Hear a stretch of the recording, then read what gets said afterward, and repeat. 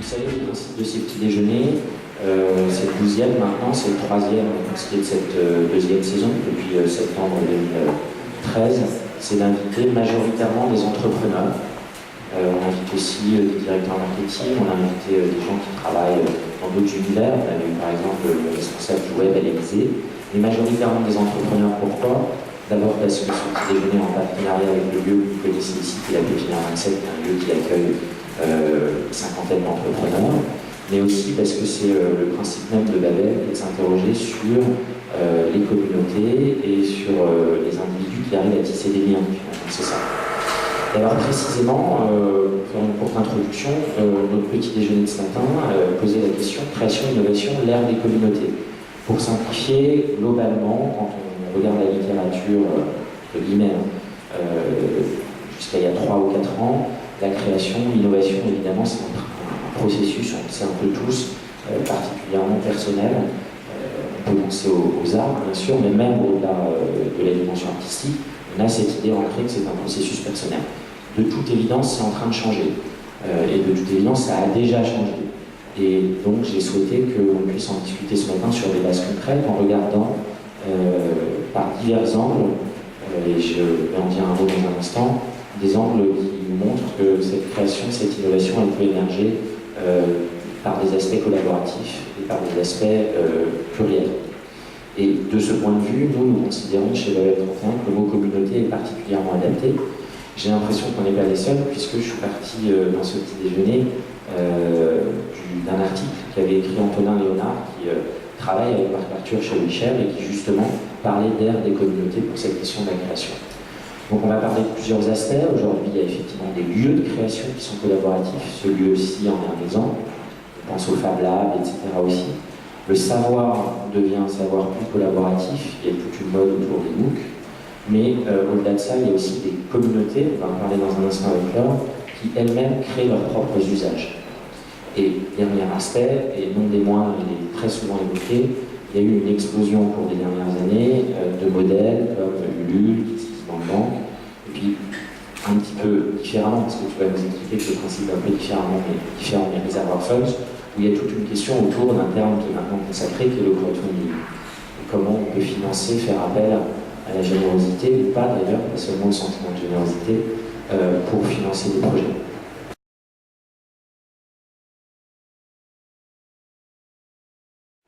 Bonjour à tous. Petit sondage avant de commencer, qui connaît Blablacar? Qui est déjà allé sur Blablacar? Alors, je le rappelle quand même parce que c'est l'usage. Nous mettons en relation les conducteurs qui font un trajet longue distance, donc 100, 200, 300, 400 km ou plus, et qui ont prévu de faire ce trajet avec des places libres. Nous leur permettons de trouver des passagers. Donc on les met en relation avec des passagers qui vont payer en ligne, de sorte à partager les frais et passer un moment convivial en voiture. Alors aujourd'hui, Blablacar, c'est le nouveau nom de covoiturage.fr, et la raison pour laquelle on a changé de nom, c'est qu'on s'est internationalisé. On avait besoin d'une marque forte, qui sonne bien partout à l'étranger. Et donc maintenant, on est dans 12 pays. Espagne, Italie, Portugal, Benelux, Angleterre, Allemagne, Pologne, Ukraine, Russie. Aujourd'hui, on a 6 millions de membres. Et parmi nos 6 millions de membres, on en transporte 1 million par mois, en tant que conducteur ou passager. Donc on est devenu un vrai moyen de transport. C'est plus du tout un petit site anecdotique. Enfin, vraiment, on transporte 1 million de personnes par mois. Je réponds maintenant à ta question sur l'ère des communautés. Tout simplement, en fait, nous sommes une communauté et il n'y a pas de Blablacar sans ses membres et il n'y a pas de covoiturage sans Blablacar parce que c'est mutuel. C'est-à-dire que eux, sans nous, c'est pas possible parce qu'il y a besoin d'un tiers de confiance, il y a besoin d'un organisateur et nous, sans eux, derrière, on serait coquille. Donc, on n'aurait pas pu exister sans le web et sans les communautés existantes actuellement grâce aux nouvelles technologies il y a quelques années en arrière. Et voilà, c'est vraiment très lié.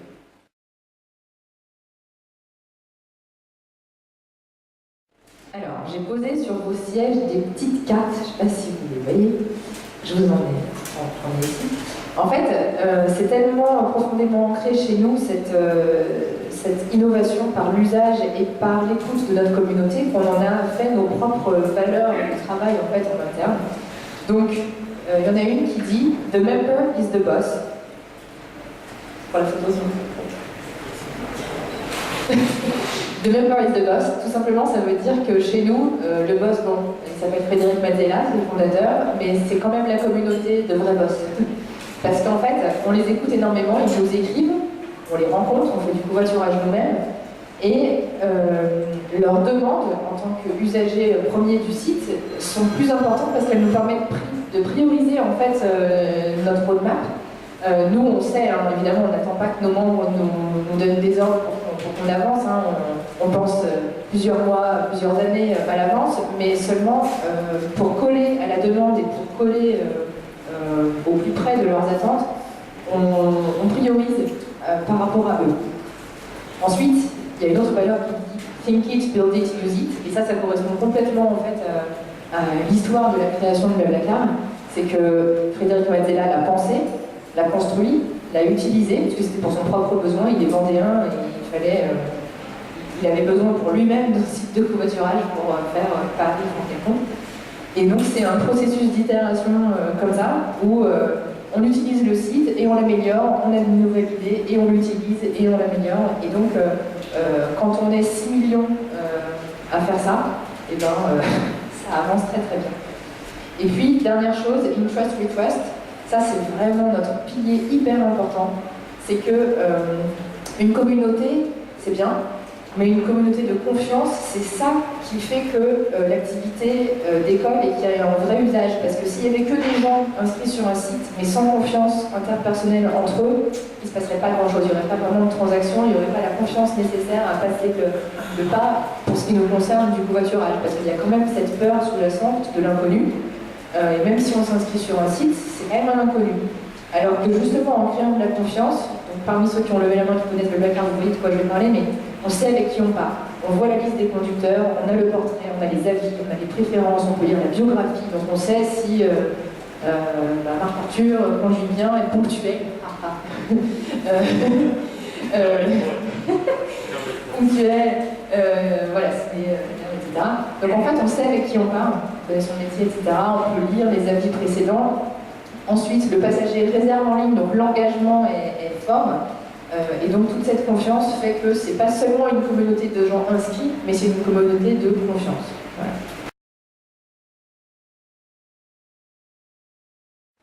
Bonjour à tous. Alors, Reservoir Funds, c'est une plateforme de financement participatif qui est dédiée aux entrepreneurs. Je vais faire aussi un petit sondage. Qui a déjà financé un projet sur Ulule, KissKissBankBank, My Major Company? C'est pas mal.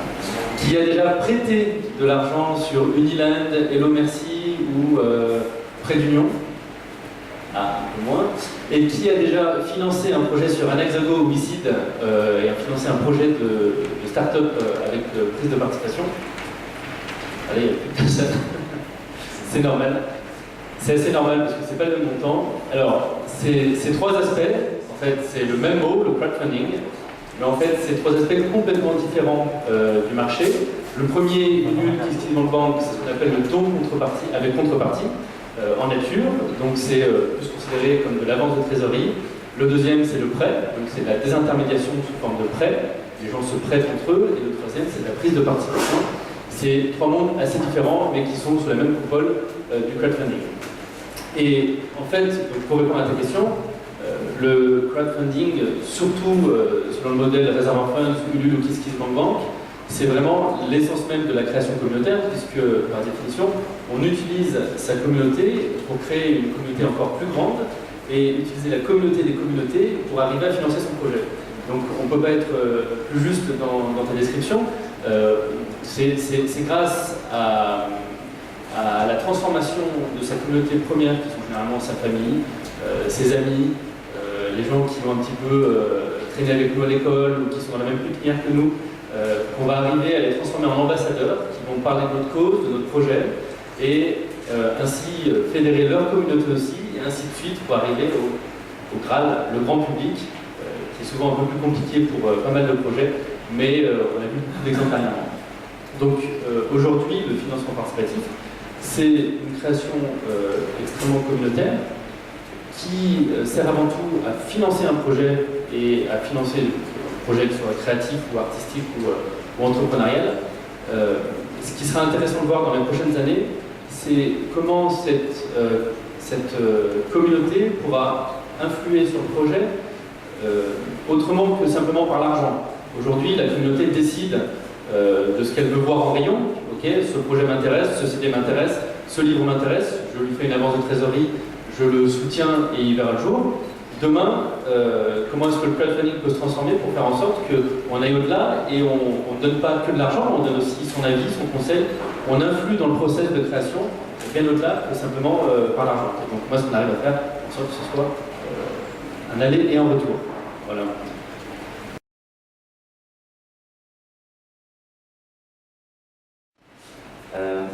WeShare, nous, on n'est pas une boîte, on est un think tank associatif indépendant qui a été créé en 2012 et qui s'intéresse à l'économie collaborative. Par l'économie collaborative, on entend comment Internet, à travers l'intelligence collective, à travers les communautés qui arrivent à s'organiser, arrivent à échanger, sont capables de créer des nouveaux modèles économiques, des nouveaux modèles de distribution, de création, d'innovation. Au milieu de tout ça, WeShare, nous, on fait de l'analyse, on organise des événements, on essaie de comprendre, on travaille avec des grands groupes, on fait de la recherche, notamment on travaille de recherche avec la FIN en ce moment. On organise un événement, le premier événement international sur le sujet qui s'appelle le WeShare Fest et qui est le mois de mai à Paris, où il y a des gens du monde entier pour s'exprimer sur ces sujets. Au milieu de tout ça, c'est vraiment la réflexion, le fil conducteur de WeShare, c'est comment la mise en réseau, comment Internet aujourd'hui a permis à des gens qui n'étaient pas forcément amenés à se rencontrer avant l'ère des réseaux, peuvent partager des visions, partager des projets, se mettre ensemble et travailler à leur développement, à leur implémentation.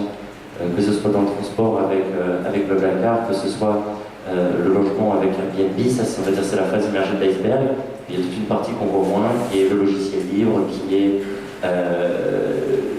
des nouveaux types de formes de démocratie, ce genre de choses. Et voilà ce qu'on fait dans WeShare. On travaille là-dessus.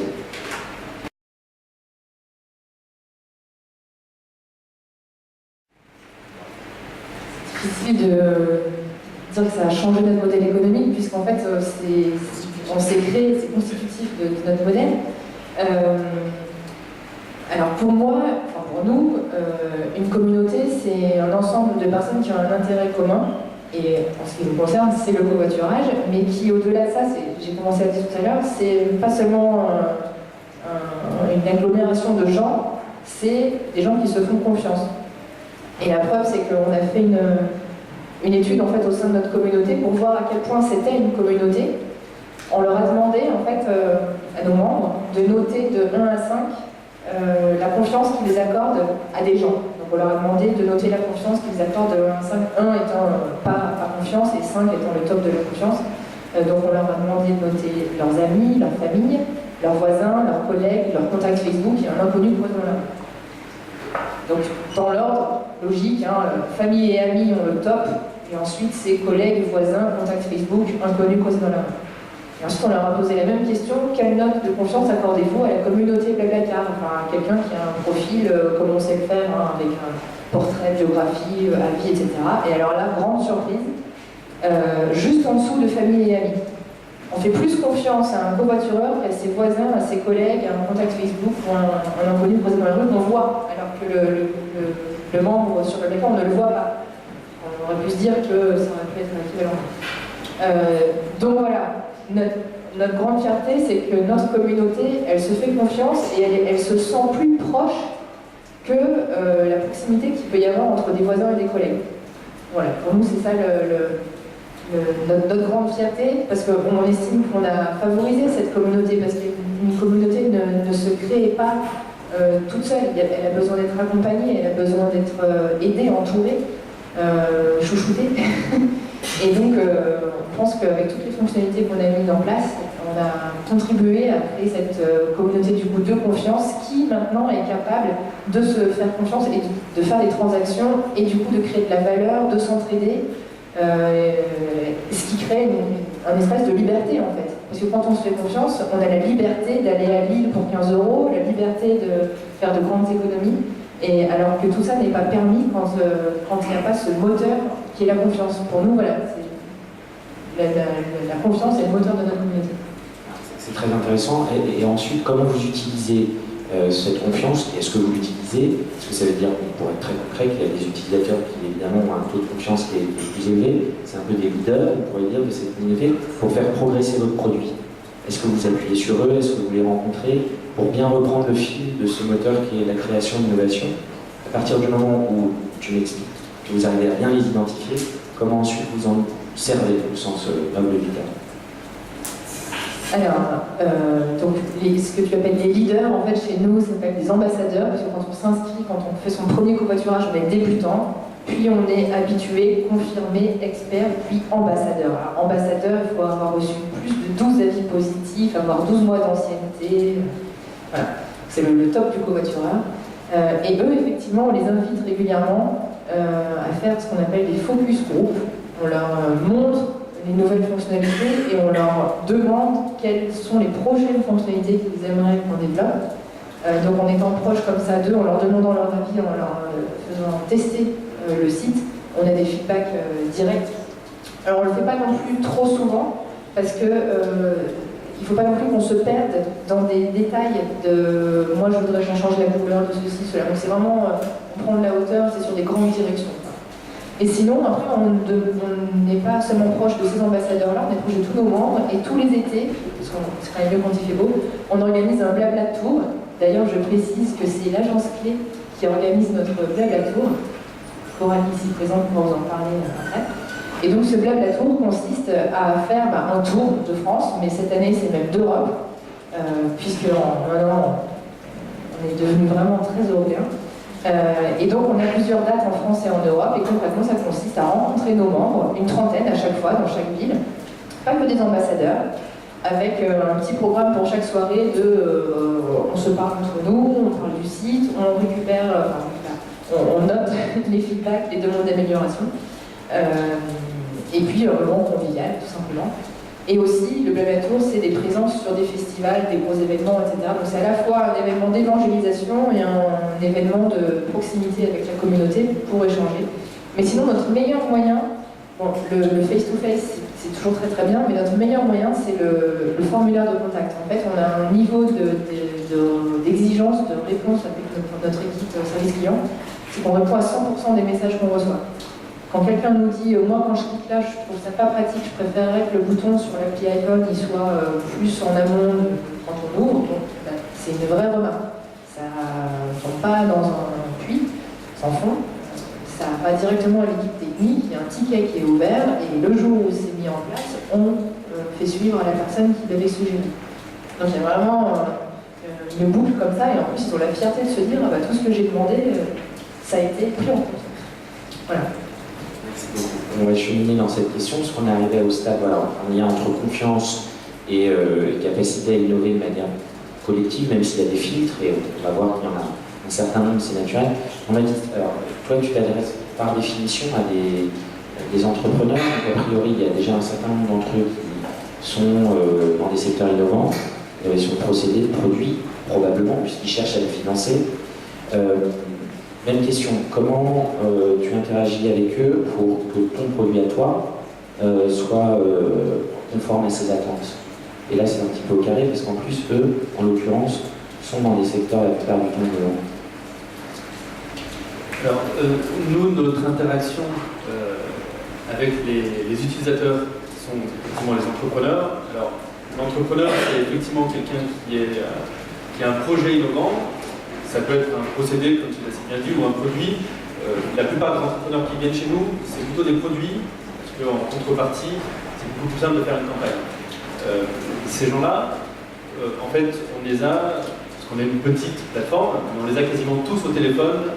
Quand on est en projet avec eux, on les a au téléphone, et même ils viennent très souvent à la pépinière, on les a au téléphone au minimum une fois par semaine, quand on est en campagne avec eux. Donc les retours d'expérience sur la plateforme, et il y en a un paquet, sur ce qu'il faut améliorer, ce qui ne va pas, comment est-ce qu'on fait la campagne, ils sont quotidiens, hebdomadaires, ils sont vraiment tout le temps et ils vont dans tous les sens. Donc on a énormément de retours en face-to-face, en téléphone et par email de nos utilisateurs premiers qui sont des entrepreneurs. Et après coup, lorsqu'ils lancent leur campagne, on a des retours des parrains des projets par les entrepreneurs qui nous retransmettent, qui synthétisent, souvent paniqués. PayPal ne marche pas, j'arrive pas à payer avec ma carte, voilà, c'est le problème principal sur tous les sites de crowdfunding. Et donc on a des retours qu'il faut canaliser et il faut faire généralement le lien entre ce qui est la réalité et ce qui n'est pas la réalité, et ce qui est perçu comme voilà, sous le prisme de l'inquiétude par rapport à la campagne. Et donc ces retours ils sont filtrés par nos utilisateurs. Donc là le travail est un peu plus complexe pour arriver à faire en sorte de synthétiser ce qu'il y a à apprendre et ce qu'il n'y a pas à apprendre. Et donc la création et l'évolution d'une plateforme de Reservoir Funds, elle est faite principalement, pour notre cas, à travers les entrepreneurs. Mais ce qui est peut-être un défaut de prisme, parce qu'il faudrait aussi qu'on arrive à aller autant vers les utilisateurs. Et d'ailleurs, ça c'est un retour assez intéressant parce que quand la façon dont on crée une plateforme pour un entrepreneur ou pour un porteur de projet n'est pas forcément la même que pour celui qui va l'utiliser de l'autre côté, à savoir le parrain du projet, le Kissmakers, le Leaders ou le parrain chez Reservoir Funds. Et on a des retours qui ne sont pas forcément les mêmes. Donc une plateforme qui peut avoir un aspect terne et pas très fun pour un utilisateur lambda peut avoir un aspect en fait très sérieux pour le porteur de projet et qui va le convaincre par exemple à venir chez une plateforme plutôt terne ou pas fun entre guillemets plutôt chez une autre. Donc il faut aussi arriver à savoir à qui on répond et donc on est toujours en train de jongler entre ces deux aspects. Voilà. Subsidiaire du coup pour poursuivre, comment eux, ces entrepreneurs, se saisissent même de la chance d'avoir une plateforme, c'est-à-dire est-ce que eux-mêmes ça les impacte dans leur processus de création? Parce qu'en général ils sont en train de tester leurs produits, ils sont au début, s'ils cherchent de l'argent j'imagine, peut-être que tu as bien tort, mais pour bien être au cœur de cette question sur l'innovation et communauté, comment eux se saisissent de ce côté des intermédiaires? C'est tout l'intérêt d'une plateforme de crowdfunding, c'est d'agir comme tiers de confiance entre un porteur de projet que sa communauté première connaît, mais qui va avoir pour ambition d'aller bien au-delà de sa communauté première. La plateforme joue le rôle de tiers de confiance et lui permet de faire en sorte de convaincre des gens qui ne connaissent absolument pas son projet de le soutenir. La plateforme joue ce rôle, mais avec l'usage actuel, on se rend compte que le tiers de confiance, au final, c'est la communauté première de l'entrepreneur. Un entrepreneur qui n'arrive pas à se faire accompagner par sa communauté, ses amis, sa famille, n'arrivera jamais à faire décoller sa campagne de financement participatif. On peut vous montrer tous les chiffres. On a des preuves avec un projet en ce moment qu'on accompagne. Si vous n'arrivez pas à arriver à, je sais pas, 20% de collecte avec votre entourage, c'est ça la preuve sociale de votre concept. Si vous n'arrivez pas à dépasser ça, aucune chance pour aller au-delà. Et ça, c'est vachement intéressant parce que les gens, ils veulent faire une campagne en allant directement voir TechCrunch, n'importe quelle agence de com ou journal où aller faire une campagne vraiment très massive de communication. Et en fait, ça ne marche pas. Il faut d'abord convaincre son premier cercle qui va amener un deuxième cercle par recommandation. Une recommandation sociale est quand même la plus efficace. Et ensuite, une fois qu'on a bien bâti sa confiance et on va dire son statut de membre avec un certain degré de confiance, là on peut aller attaquer le marché beaucoup plus large et les inconnus pourront faire confiance. Donc ça c'est un rôle hyper important. Merci Jean-Baptiste. Alors, ce point sur les cercles, les différents cercles de confiance avec un noyau dur et des cercles concentriques, c'est tout à fait effectivement fondamental. Avec WeShare, on est au cœur du sujet puisqu'on est dans une communauté de contribution.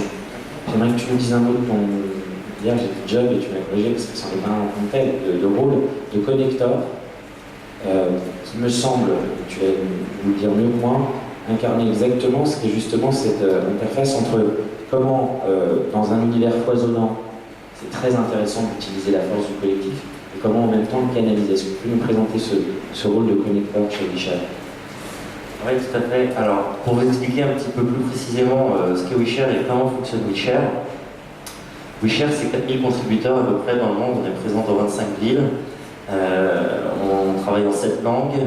On a fait plus de 200 événements et on est présent à Rio, à Buenos Aires, à Paris, à Berlin, à Londres, à Nantes, ce qui est moins sexy, mais enfin. Dans une communauté, en fait, il y a différents niveaux d'implication. Je crois que on peut parler des cercles dans le crowdfunding, c'est la même chose. Ce qu'il faut comprendre, c'est pourquoi dans une communauté, les gens contribuent, les gens s'engagent, quelle est la vision de cette communauté, quelle est sa mission, quel est le message est-ce qu'elle veut délivrer, et donc qui va l'animer, pourquoi, comment, et quel est l'incentive pour les gens qui vont participer. WeShare, c'est 4000 contributeurs, évidemment, c'est pas 4000 membres actifs. Dans ces 4000 contributeurs, il y a des gens, on travaille beaucoup avec des groupes Facebook, on a 80 groupes Facebook qui sont des groupes thématiques et des groupes locaux, des groupes par langue. Autrement dit, il y a WeShare Espagne qui est en espagnol, et il y a aussi WeShare Éducation qui ne traite que de l'éducation, il y a WeShare Mobilité qui ne traite que de la mobilité, il y a WeShare Paris seulement pour les Parisiens. Première chose, on va jongler toujours entre le offline et le online, donc on permet à toute une communauté de contributeurs d'échanger entre elles, en fonction de leur langue et de leur cercle d'intérêt. On va aussi leur permettre de se rencontrer dans la vie réelle. Ça, c'est très important. C'est la raison pour laquelle Blablacar fait un Blabla-tour, Ulule a fait un tour de France, etc. Aller vraiment à la rencontre des utilisateurs et jongler dans cette confiance entre le online et le offline, elle est vraiment fondamentale. C'est comme ça que WeShare s'est créé. Ça, c'est la première chose. Et quand les gens demandent comment rejoindre WeShare, on leur dit toujours viens nous rencontrer. C'est pas inscris-toi. Ensuite, qu'est-ce qu'un connector? À l'intérieur de la communauté, il y a différents niveaux d'implication. On a des connecteurs locaux. Donc, il y a un connecteur à Nantes, il y a un connecteur à Buenos Aires, on est 10 connecteurs à Paris, il y en a 3 à Barcelone, il y en a 2 à Madrid, etc. C'est, on va dire, les gens qui sont le point d'ancrage de la communauté, qui sont le relais de la communauté. Ils sont complètement libres de l'animer, de faire ce qu'ils veulent, la plupart du temps en organisant des événements, en publiant du contenu et en interagissant avec les gens. La question derrière, c'est quel est l'incentive et pourquoi est-ce qu'ils le font? Qu'est-ce que WeShare apporte aux connecteurs? Qu'est-ce que les connecteurs apportent à WeShare? Les connecteurs, ils apportent la vie, en fait, ils apportent l'animation. Et en échange, qu'est-ce qu'ils reçoivent? Alors, il y a plusieurs choses. Il y a, on va dire, l'identification, la notoriété, j'aime pas forcément le mot, mais en tout cas la crédibilité qui va avec tous les sujets sur lesquels on travaille, à titre personnel, professionnel ou associatif. Évidemment, c'est une chose qui est super importante. Il y a la satisfaction de participer à un projet collectif et de le faire vivre, qui est vraiment particulièrement fort chez nous. Juste le plaisir d'être là et la sensation humaine et collective et d'être au cœur de sujets. La satisfaction aussi de faire partie d'une équipe, parce qu'entre les 50 connecteurs, en fait, on a des liens qui sont particulièrement présents, proches, on échange tous au quotidien, et donc on fait partie d'une équipe. On s'est trouvé des collègues, un petit peu, via des intérêts, via une vision prospectiviste commune. Voilà un petit peu comment on fonctionne. Et ensuite, on a des connecteurs qui sont on va dire, attribués, c'est pas tout à fait le mot, mais qui sont définis sur des types de projets. Par exemple, je vous ai parlé du WeShare Fest, notre événement. On a un connecteur qui va être en charge de l'organisation logistique du WeShare Fest. Et donc là, c'est sur des tâches en particulier. Voilà. On ne dit pas qu'on a des jobs, parce qu'on essaye un petit peu de repenser la façon de travailler. Moi, dans WeShare, je m'occupe des communautés, de l'éducation, du tourisme et de la communication. Je dois vous dire que c'est des trucs qui n'ont rien à voir. Et chacun un petit peu saisit ses centres de travail et d'intérêt en fonction de ce qu'il aime et de ses capacités.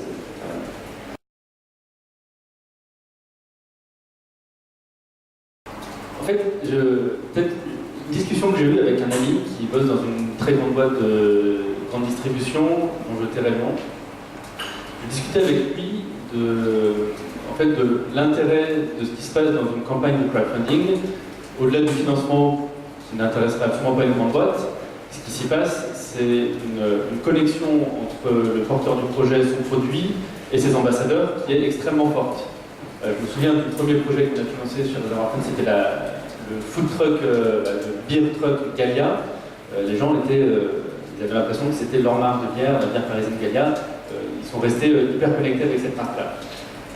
Et donc, je lui demandais s'il y avait une opportunité dans sa très très grande boîte, avec ces millions de produits qu'ils font chaque année, de réfléchir à des processus de lancement de projets ou de produits collectivement grâce à leurs clients et de manière séquencée. Est-ce qu'on pourrait imaginer, je ne sais pas, que la nouvelle barre Mars, au lieu qu'elle soit créée dans une usine avec des questionnaires qualitatifs, quantitatifs en fonction de milliers de clients et une étude très rationnelle de comment est-ce qu'on doit faire le packaging et comment est-ce que le coût doit être affiné.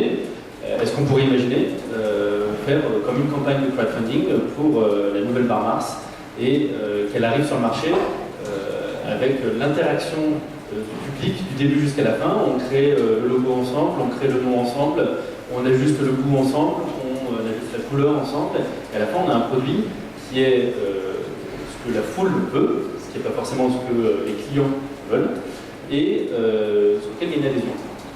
Alors, il fallait voir sa tête. Il n'a absolument pas adhéré à l'idée et il expliquait qu'une boîte comme la sienne ne prendrait jamais le risque d'écouter la foule parce que le client, de manière quantitative et qualitative, était beaucoup plus rassurant que cette espèce de masse qui était la foule. Et j'ai essayé de le convaincre que ce qui lui manquait dans sa méthodologie, c'était l'adhésion de ses clients, de transformer ses clients en acteurs du début jusqu'à la fin, et que peut-être dans quelques années, il se rendra compte que c'était bien d'avoir le produit parfait qui allait être ciblé parfaitement et qui allait se vendre. En revanche, c'était encore mieux d'avoir des consommateurs qui avaient créé le produit avec lui et qui avaient le sentiment d'avoir accompagné un projet du début jusqu'à la fin, exactement comme ce que tu expliquais dans WeShare, et d'avoir créé collectivement quelque chose.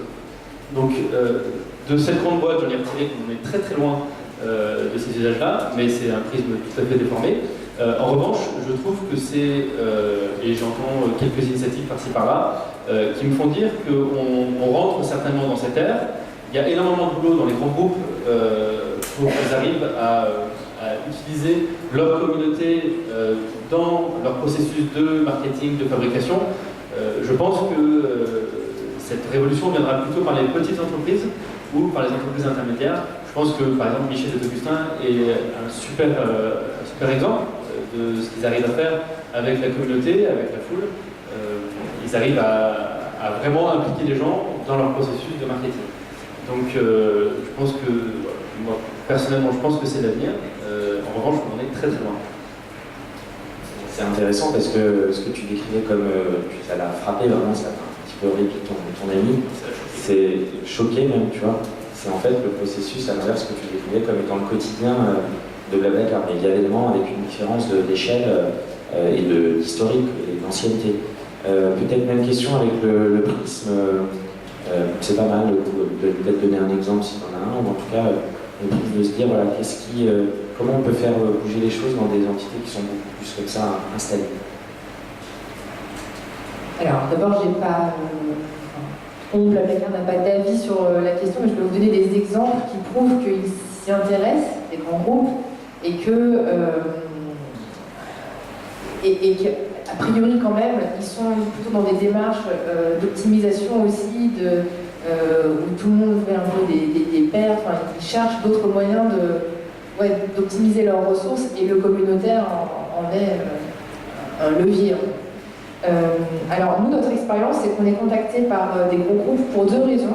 Premièrement, on nous demande de créer leur service de covoiturage pour leurs clients, pour qu'ils puissent venir ensemble. Donc leurs clients ne sont plus des individus séparés, mais éventuellement des gens qui pourraient interagir pour venir ensemble.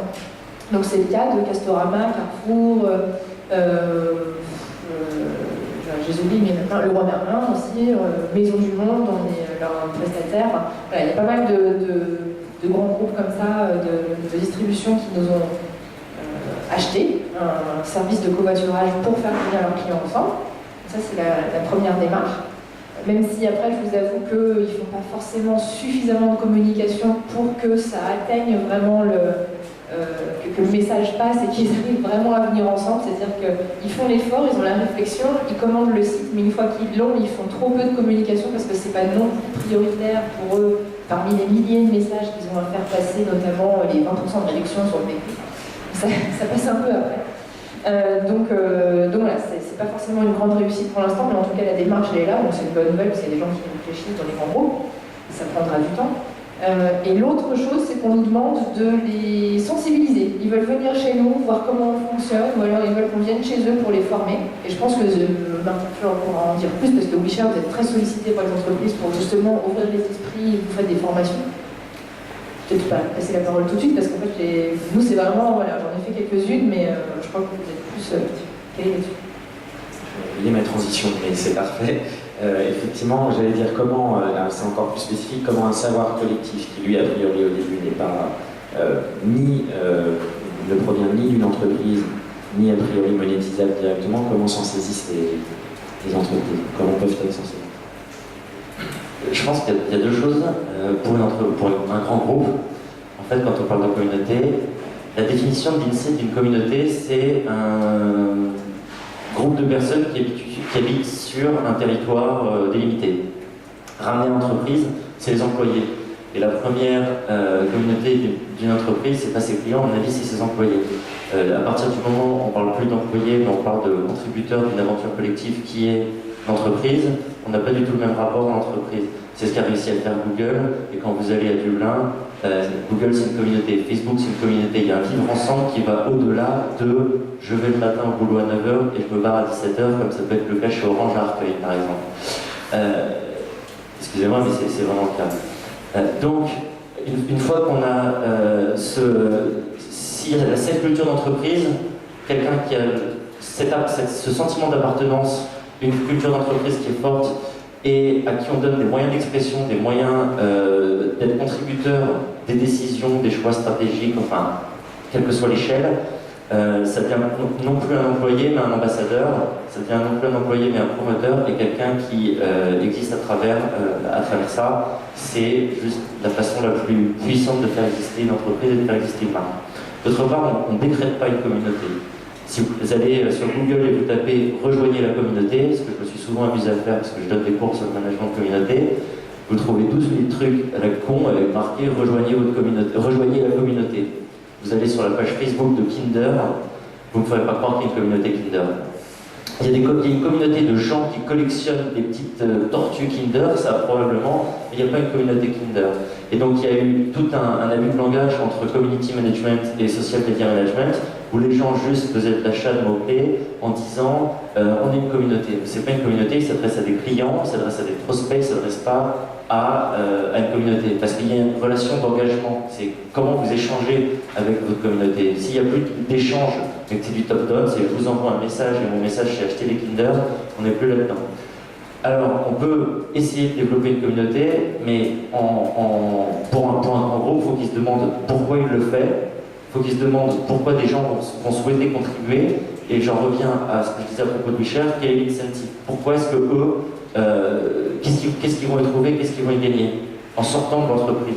Moi, je travaille avec une boîte en ce moment qui fait, on est vraiment très loin, ils font en gros du leasing de congélateurs, mais ils ont une vision très prospective sur la transition industrielle, la troisième révolution industrielle de Rifkin et la façon dont, ce qu'on appelle l'âge de l'accès.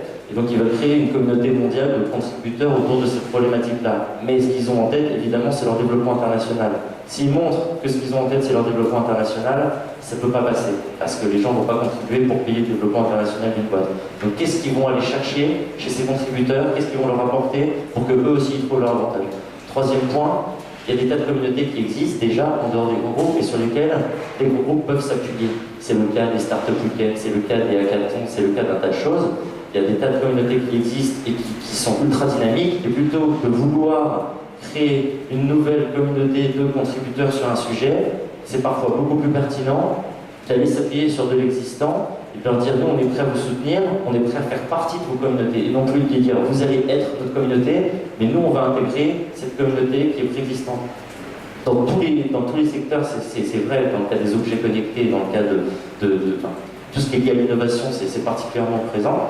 Mais Orange a plus intérêt à rejoindre la communauté WeShare et à l'accompagner pour en comprendre les tenants et les aboutissants, comme la communauté des, je sais pas moi, des gens qui codent en Python parce qu'il y a vraiment des trucs très intéressants là-dedans, plutôt que de vouloir recréer la communauté de l'économie collaborative d'Orange, ce qui n'est pas du tout leur vocation, et ils auront un problème de confiance, là on vient ce que disait Laure, qui est juste évident. Personne n'a envie de contribuer pour Orange, bêtement et gratuitement.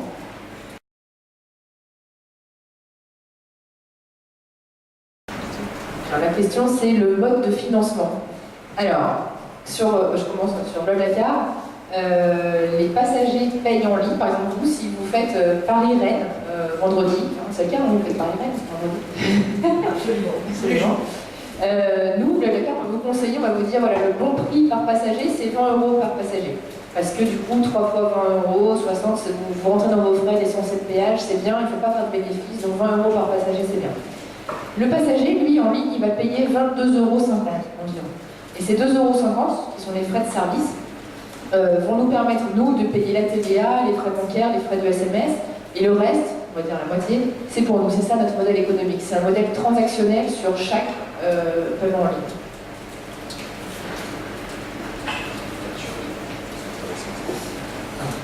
Alors WeShare a proprement parlé pas de business model. En revanche, les projets à l'intérieur de WeShare en ont. Autrement dit, chaque projet est indépendant financièrement et chaque projet doit trouver son business model. Quand on fait, alors c'est beaucoup de sponsoring, par exemple Blablacar avec les sponsors de notre tour d'Europe, parce que nous aussi on fait des tours d'Europe, de notre tour de France aussi. Première chose. Ensuite, on a des subventions publiques sur d'autres projets. On a un projet qui s'appelle WeShare Job par exemple, et celui-là il n'est pas subventionné d'ailleurs. WeShare Ressources est un projet où on met en relation les ressources des associations. On est parti d'un constat tout bête, c'est que quand on a organisé notre fest, on a acheté plein de matos, on s'en sert 3 jours par an. Tout le reste du temps, il ne sert à rien. C'est le cas de plein d'associations. Et bien si on met à disposition des associations, entre associations, du matériel, et bien ça permet de récolter les coûts pour tout le monde. Ça, on a reçu des subventions publiques pour porter ce projet. Il y en a un autre qui s'appelle Shine Cities, qui est un documentaire qui a été crowdfundé grâce à la communauté WeShare. Donc vous voyez, chaque projet a un business model différent. Ensuite, individuellement, il y en a qui ont des jobs salariés, tout bêtement. Pour ma part, je fais pas mal de conseils, je suis prof, je fais des interventions qui sont parfois rémunérées, c'est pas le cas ce matin. Et voilà, après, libre à chacun de trouver son modèle économique. Mais j'en reviens au lead dont on parlait tout à l'heure, et l'incentive. En étant dans WeShare, il y a des tas de leads qui entrent, et dedans, c'est des opportunités personnelles ou pas de consulting ou de business divers variés. Merci. Alors, nous, notre modèle est très simple. On prend une commission sur les transactions qui ont lieu sur le site Reservoir Funds. Donc, chaque collecte de campagne réussie, 5% sont automatiquement débités et reviennent à Reservoir Funds. Mais en fait, on a deux modèles économiques parce qu'on a une plateforme de crowdfunding et on a une agence de conseil en crowdfunding. Et donc, sur la partie agence, on prend une commission aussi si la collecte est réussie de fees variables. Voilà.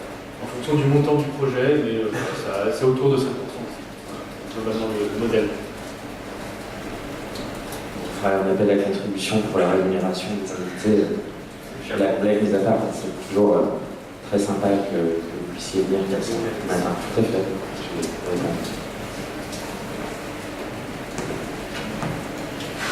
Bonjour. Moi j'avais une question par rapport aux communautés sur le lancement à la création du site. Est-ce que vous avez des conseils sur comment faire pour justement créer cette communauté alors qu'il n'y a encore pas d'utilisateurs ou des gens qui proposent déjà des voyages ou des projets? T'es porteur de projet? Je suis porteur de projet. Tu peux nous expliquer ce que tu fais? Alors mon projet c'est une application mobile de petites annonces type le bon coin, mais orientée mobile et donc en s'appuyant sur des communautés pour apporter de la confiance. C'est-à-dire qu'au lieu d'acheter à des inconnus, vous allez acheter à des amis ou des amis d'amis. Et donc évidemment ça évite beaucoup plus d'arnaques, etc.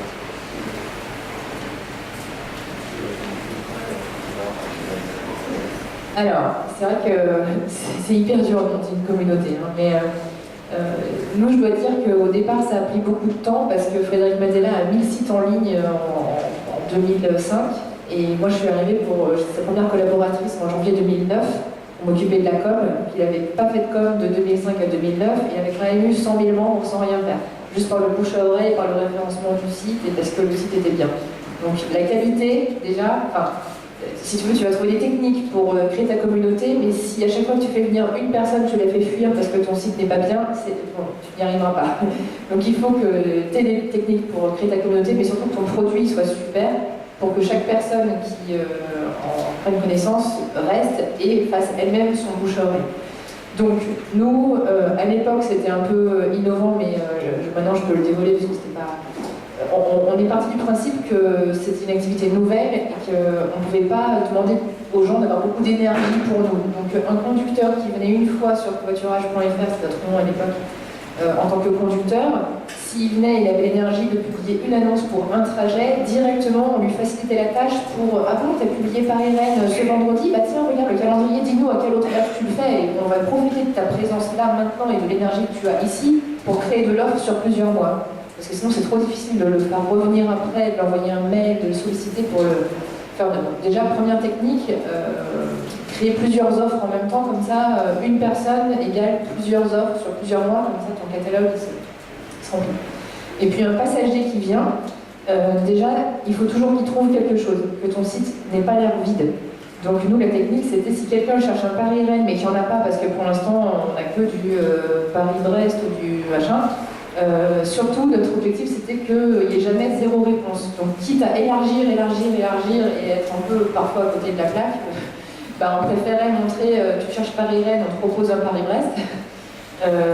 On n'allait pas non plus proposer un Lyon-Montpellier, mais montrer qu'il n'y a pas zéro réponse sur ce site, qui est un peu mieux, parce que ça donne confiance. Et puis surtout, on lui dit, abonne-toi à une alerte. Là, il n'y en a pas beaucoup, mais voilà, laisse-nous ton email. Dès qu'il y a un Paris-Rennes, on t'envoie un mail. Comme ça, on a des conducteurs qui mettent plein d'annonces, des passagers qu'on tient au courant, et comme ça, le jour où ça grossit petit à petit, hop, on est capable de renvoyer les infos et faire revenir les gens. Voilà, donc ça, c'était crucial au début. Aujourd'hui, il n'y a plus de problème parce qu'il y a tellement d'annonces, on a plus d'1,6 million de trajets disponibles à n'importe quel moment là. Donc vous cherchez n'importe quel trajet, mais même complètement farfelu. Je ne sais pas si vous avez l'application Blablacar, mais vous cherchez un Gap Brive-la-Gaillarde, vous le trouvez là. Il y a vraiment de tout. Donc ça, voilà, au début, effectivement, c'est difficile d'atteindre la base critique. Cette notion d'activation, c'est peut-être intéressant de l'entendre tous les deux. Alors là, c'est mon côté entrepreneur qui va parler, parce que j'ai monté une boîte aussi qui s'appelle Cup of Teach, qui faisait des cours entre particuliers. Je crois que c'est en fait ta problématique, elle est comment tu vas te différencier du bon coin, et quelle est ta vision au-delà de l'expérience en fait, parce que tout ce qu'a dit Claire, Laure, et dans l'expérience utilisateur, au moment où il arrive sur ça, c'est toute une partie. Et puis il y a toute la partie qui va être le message, un peu ce qu'appelle le Kawasaki, ta mantra, et comment tu veux changer le monde. Tes 50 premiers utilisateurs, donc ça va être tes potes, ta famille, qui tu vas là. Et eux, c'est en prenant soin, mais comme de ta femme, comme de tes enfants, comme de tout ça à la fois, en étant hyper, en leur posant plein de questions, leur demandant de te donner des feedbacks, en les invitant chez toi, en faisant des premiers événements chez toi, ailleurs, enfin voilà, qui a ce sentiment d'appartenance nucléaire presque au départ, qui est très puissant en fait, c'est très émotionnel, à mon avis, très émotif. Et si tu veux créer un service qui est basé sur une communauté, tu es obligé de passer par de l'ultra émotionnel. Voilà. Donc, la plupart de tous les services collaboratifs que tu verras, ils font du présentiel. Ils sont mauvais online, ils font du présentiel, ils font des soirées, ils font des pots, ils font un tas de choses. Et donc, ils créent quelque chose qui va dans l'engagement. Les gens font plus partie d'un service, ils font partie de ton aventure personnelle. Et comme ils font partie de ton aventure personnelle, ça devient des ambassadeurs et ils vont motiver d'autres personnes parce qu'en plus, il y a une logique de cercle, si j'ai bien compris, et ainsi de suite. Voilà. Après, c'est ce qu'on avait essayé de faire. Et si le business n'a pas trop marché dans la boîte, au moins la communauté a bien grossi. Ça, c'est le chose. Juste te dire, au début, quand j'ai commencé en 2009, Mademoiselle m'a dit t'as 500 € cette année. Bon, je pouvais pas faire mon tour de mon meuble à tour, etc. Donc effectivement, au départ, les meet-up, vraiment sur le terrain, les drinks, c'est bête, mais ça coûte. Et donc je pouvais pas le faire au départ. Et puis en plus, nous, on était vraiment un site national, et donc je pouvais faire des trucs à Paris, mais pas vraiment ailleurs. Donc le téléphone, au début, c'était hyper important. C'est-à-dire que les premiers mois, je les appelais, et puis, dès que je sentais qu'il y avait un intérêt, et à votre avis, comment on devrait faire? Et vous avez une idée? Vous êtes en, je sais pas, vous vous occupez d'un événement pour être partenaire, faire un maximum de visibilité en s'appuyant sur la communauté, parce qu'elle-même, elle a des idées, et en covoiturage, pas sous-estimer qu'ils adorent le site, et ils ont envie de nous aider. Donc il fallait s'appuyer sur le tutoriel. Effectivement, comme tu es sur une logique de cercle, un peu finalement comme le crowdfunding, il faut que tu t'appuies sur, si tu arrives à ce que tes propres amis deviennent membres, les amis de tes amis, en vrai tu vas croître comme ça. Nous aussi on a fait ça pour le covoiturage. D'ailleurs pour la petite anecdote, Frédéric au début il a lancé son site, et puis bon, il y avait ses sœurs, son frère, ses cousins, etc. Puis un jour il y a un gars qui s'inscrit, il voit le nom, il appelle des gens, il dit tu le connais lui? Tu le connais? Non, c'était son premier vrai membre qui n'était pas de ses amis.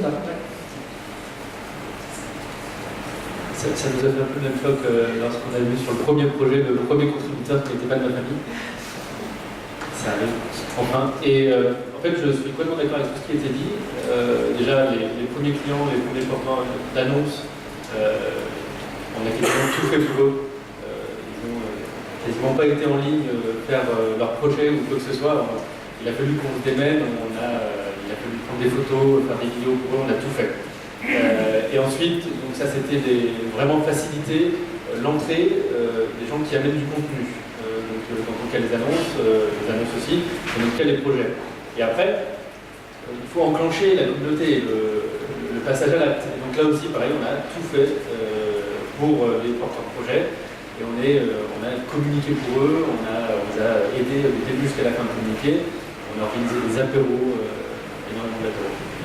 Parce qu'effectivement, la rencontre dans la vraie vie, c'est hyper efficace. Et donc voilà, il ne faut pas attendre que ça arrive tout seul. Il faut accompagner manuellement, et de manière très besogneuse, tout le mouvement. Très besogneuse, c'est très important. Tu vas beaucoup, ça. Boire de l'alcool et faire des photos, c'est ça que je retiens de ce que vous avez dit. Il y a une question.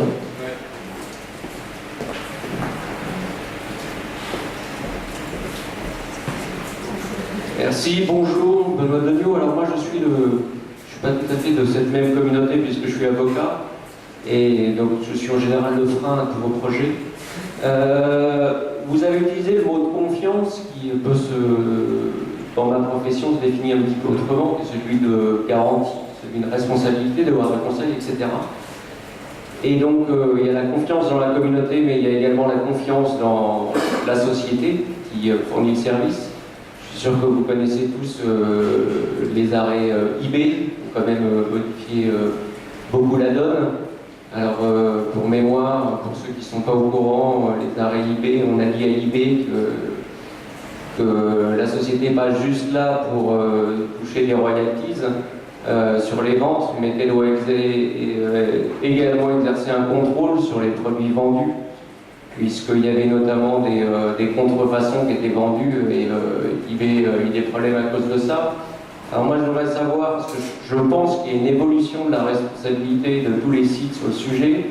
Comment vous positionnez-vous en termes de garantie? Est-ce que vous considérez notamment Blablacar comme hébergeur, c'est-à-dire avec une responsabilité qui est une responsabilité a posteriori, qui est très limitée, ou est-ce que vous-même vous avez anticipé, prévu des garanties en cas de difficulté d'exécution de la part de vos clients? Parce qu'il faut aussi les appeler comme ça. Merci.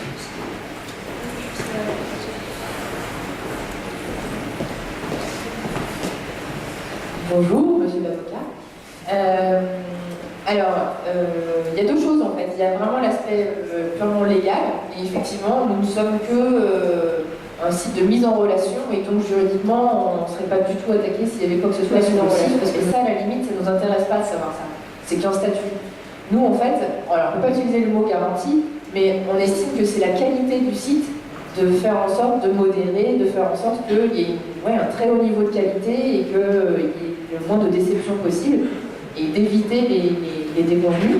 Après, on ne peut pas parler de garantie parce qu'on ne maîtrise pas l'offre. Si un conducteur est en panne et que le trajet est annulé, malheureusement, on ne peut pas garantir quoi que ce soit. Par contre, nous, ce qu'on peut faire, c'est rembourser très vite, mettre à disposition les fonctionnalités, même sur iPhone, etc., pour que ça puisse se faire très vite, retrouver un covoiturage très vite. Mais effectivement, dans une communauté, je ne sais pas comment on fait pour les autres, mais on ne peut pas garantir. Mais notre implication va bien au-delà. On n'a jamais dit à un membre ça ne regarde pas, de toute façon, si d'un coup de soir, on n'est pas concerné. C'est pas du tout notre logique. Et d'ailleurs, s'il arrivait, c'est fou, il n'y a pas eu d'accident en covoiturage. Non, c'est pas fou quand on y pense, parce qu'il y a plein de raisons qui font que les conducteurs sont beaucoup plus attentifs quand ils sont en situation de covoiturage, quand ils sont seuls, ils nous le disent, ils respectent plus le code de la route, ils respectent les vitesses, etc. Les limitations de vitesse. Donc en fait, il n'y a pas eu d'accident, mais si jamais un jour il y en avait un, parce que statistiquement, on organise 1 million il y a 1 million de personnes impliquées par mois, un jour ça arrivera, même si ce n'est pas de la faute du covoitureur, quelqu'un qui a un camion qui se couche, un covoiturage, une voiture avec des voitures qui rentrent dedans, c'est horrible, je ne pourrais même pas y penser, mais un jour ça arrivera. On ne sera pas du tout responsable, mais ça aura un impact sur la communauté, ce sera triste pour tout le monde, et même si légalement on ne sera pas du tout impacté, on aura un rôle à jouer auprès de notre communauté, de rassurance.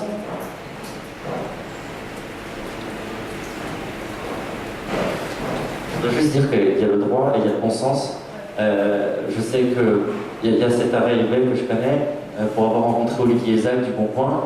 Ils ont eu, post cet arrêt, un peu le même problème, et eux ils travaillent juste de façon intelligente. À chaque fois qu'ils ont un nouvel iPhone à vendre, ils vérifient, ils appellent, ils regardent qui c'est, ils regardent si le compte a déjà été utilisé avant, etc., avant de le mettre en ligne. C'est du bon sens. Voilà. Et je pense qu'en travaillant en bonne intelligence avec les autorités, comme on dit, on peut se passer d'un autre truc. D'autre part, la plupart des services collaboratifs maintenant demandent un tas de garanties. Alors, soit à travers l'expérience, les profils bien remplis, etc. Ce qui fait que vous, en tant que consommateur du service, vous n'allez pas faire confiance, vous n'allez pas consommer le service de quelqu'un qui n'a pas rempli toutes ces informations. Mais la carte d'identité, le permis de conduire, l'adresse vérifiée, ils ont un tas de trucs, il y en a une dizaine. Hier, j'en parlais avec quelqu'un à propos d'Airbnb, un de mes copains qui reçoit une demande d'Airbnb, il y avait juste une adresse email. Je réponds, t'es mignon, mais je sais pas qui t'es, tu pourrais peut-être remplir ton truc. Bon, il est passé peut-être à côté de 300 €, mais il lui a pas loué son appartement, donc on se prémunit quand même du service. Et ça, voilà. Troisième chose, il y a la Poste qui travaille sur l'identité numérique, et ça, en fait, qui permet de faire de la traçabilité des personnes à travers vraiment leur identité, grâce notamment au facteur qui vient vérifier chez vous que vous êtes bien la personne qui va créer son identité numérique, donc qui permet vraiment de savoir qui fait quoi à quel moment, et donc de mettre des garanties. Après, sur le rôle de la plateforme, ça, c'est le jeu. Juste, on a récapitulé, nous, tous les checks en fait, qu'on fait sur le site pour garantir cette confiance, on va pas dire vos garanties, parce que c'est une signification légale. Ça s'appelle DREAMS. DREAMS comme les rêves, mais c'est un acronyme pour Declared. Donc les infos chez nous, elles sont déclarées. On n'est pas Zozo69, on est Laure W, on ne dit pas quand même nom de famille pour une certaine confidentialité. Donc Laure W, on déclare, on met sa photo, on dit son âge, et c'est déjà le premier pas entre l'anonymat et un premier degré de confiance. Ensuite, R pour Rated, évalué. Donc cette évaluation, c'est encore pas une garantie, mais donc quand il y a 10 personnes qui ont dit que la personne roulait bien, que sa voiture était confortable, bon, voilà. Donc E pour engaged, donc c'est le fait de payer à l'avance. Encore une fois, c'est pas une garantie que le passager va venir, mais un passager qui paye à l'avance, quand même, il y a de fortes chances qu'il vienne parce qu'il est engagé, il a payé à l'avance. Il y a plus de 2 ans en arrière, sur covoiturage.fr à l'époque, les gens payaient de la main à la main. Il y avait beaucoup moins de confiance parce que les passagers pouvaient dire « Oui, je serai là vendredi, 16h, pas de problème, rendez-vous devant la poste, super ». Et en fait, ils ne venaient pas, parce qu'ils n'avaient pas payé à l'avance. On avait 35% de désistement. C'est horrible. Pour le conducteur qui organise, qui passe du temps à tout noter, etc., donc sans compter les gens qui se désistent bien à l'avance, donc lui, il notait tous les noms au crayon papier, etc., puis il gommait, et hop, au final, il pensait qu'il en avait 3, et le jour J, il en a que 2, voire pas. Ça, c'est tout plus top. Donc maintenant, c'est différent, les passagers payent en ligne, et ils viennent. C'est très très rare, on est en dessous du 4% d'annulation. Donc E pour engage, A pour active. Encore une fois, c'est pas une garantie, mais c'est une info qui est valable. Si j'ai l'information de l'activité du membre sur le site, si j'ai le choix entre deux conducteurs, il y en a un qui a mis son annonce il y a 3 semaines, puis il n'est pas revenu sur le site et il ne répond pas à ses messages, j'ai moyennement confiance. Alors que si vous, je vois sur votre annonce, vous êtes connecté il y a 1 heure et vous avez 100% de taux de réponse à vos messages, j'ai plus confiance parce que vous êtes active. Je me dis que si je vous contacte, j'aurai bien un retour et l'organisation va être fluide. Donc ça, c'est le 1. M pour moderated, donc modéré, tout est modéré chez nous. Les photos sont modérées, les commentaires sont modérés, les avis sont modérés, on sait ce qui se passe dans notre communauté, il n'y a que du covoiturage, il n'y a pas des assureurs qui vont aussi vous vendre une assurance, des pneus, des machins, enfin, c'est vraiment, c'est que du covoiturage chez nous, et avec une certaine qualité. Et S pour social, parce que les réseaux sociaux, type Facebook, Twitter, LinkedIn, etc., vous permettent maintenant de lier votre présence, votre profil sur ces réseaux à d'autres sites. Et donc chez nous maintenant, on peut connecter, et sur mon profil Blablacar, on peut voir que j'ai 350 amis Facebook, je ne sais pas combien de followers sur Twitter et sur LinkedIn, ce qui fait que les gens savent que je suis une vraie personne, j'ai une vraie identité numérique, c'est pas un faux profil du web que j'ai créé juste pour l'occasion sur Blablacar. Voilà.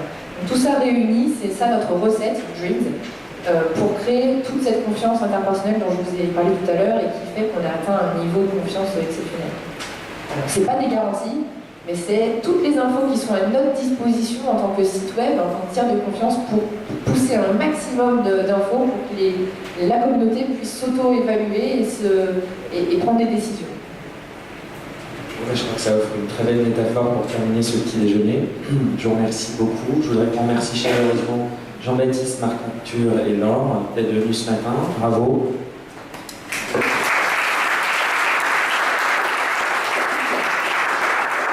Une bonne manière de faire vivre une communauté, c'est de se réchauffer. Je pense que vous en êtes aperçus. Donc, on va aller prendre tous un café. Et rendez-vous le mois prochain pour le 13e petit déjeuner de ce cycle. Merci à tous.